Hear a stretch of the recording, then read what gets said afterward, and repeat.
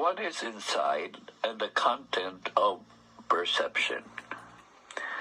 The thoughts that we have on other people and of our surroundings are generally the way we perceive personally how things are.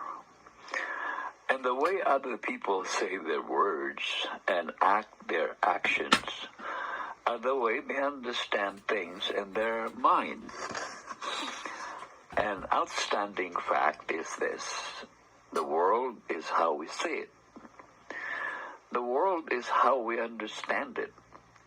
And so when we see the people around us, they may be friends or foe, our thinking about them is our perception of who they are.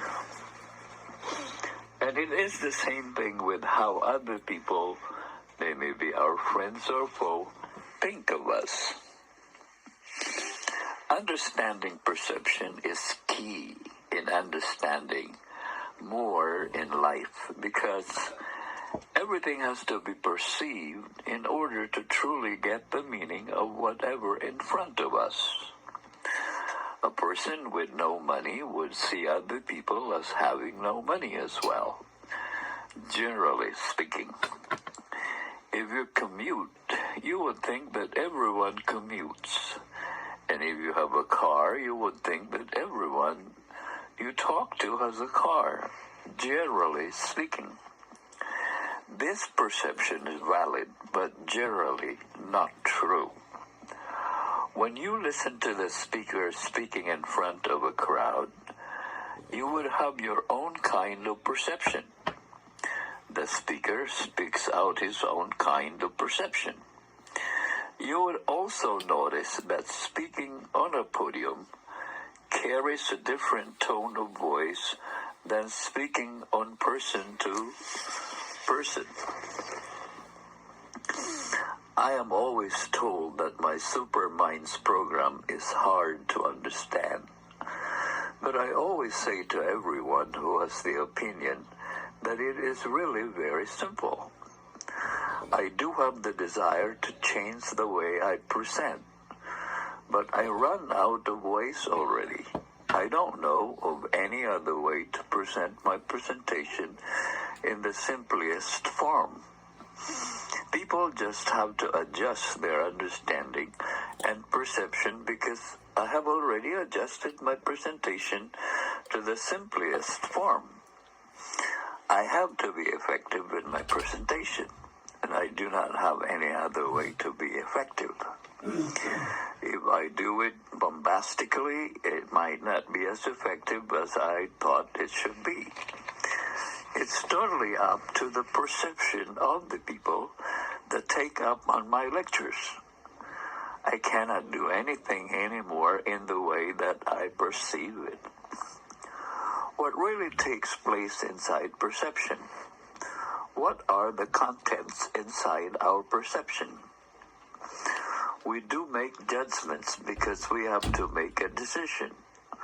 When we conclude, we make the judgment. And when we make the judgment, we conclude. And when we conclude, we decide.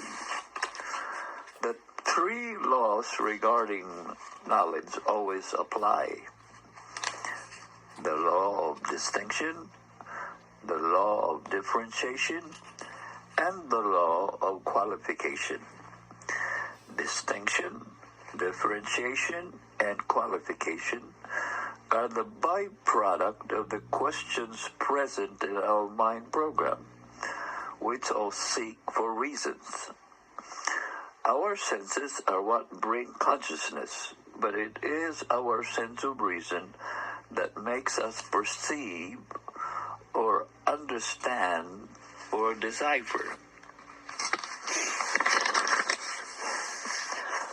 People who lost their sense of reason lose their sense of value, and they do not care about perception. They talk a lot, but they don't care about right or wrong perception. In other words, they don't weigh things out. They don't care about value, and they don't care if they hurt anyone. These people don't apply the three laws. Their mind does not perceive. Their mind operates on instinct, on feelings, on emotions. We can say that there are people who do not perceive or they do not care. They have the senses, but they don't operate on reason. Do these people think? They think that they think, but in reality they are not thinking. They let their feelings and emotions go without properly thinking. So, you will see here that there are more things to perception than what you think it is. Perception is not innate in all of us because it is a brain-mind thing. When you see a thing, you perceive it. But an attitude applies in the perception. So what is inside perception is the attitude of the person, generally run by how the person feels. Attitude is inside perception, rather than perception is inside attitude. Your perception produces your attitude, and your attitude also influences your perception. All senses go first to the neocortex in the brain cerebrum, which is the intellect, and then it connects to the amygdala to qualify the feelings or emotions. Under amygdala are the glial cells, which house reasons, and all the glitches in the synapses happen like trillions of band members performing a perfectly synchronized orchestra. When you see something that your sentient mind gets attracted to, immediately your machinery of perception acts up. Everything has feelings involved, for feelings are the spark that makes the nervous system act up. But everything has to be moved by perception. That is why QRD and AOS are important tools to use by the sentient mind or by the God being mind. When you hear a negative word, the feeling gets involved. Then it moves the nervous system. Then it produces the action. If a person does not have the ability of proper perception, the process immediately goes into the feelings, into the amygdala, and the person acts up negatively, angry or afraid, and then the machinery of wrong perception triggers. If you are told a curse word right in your face with such volume of voice, your perception triggers up. How do you react? Why do you react in such a way?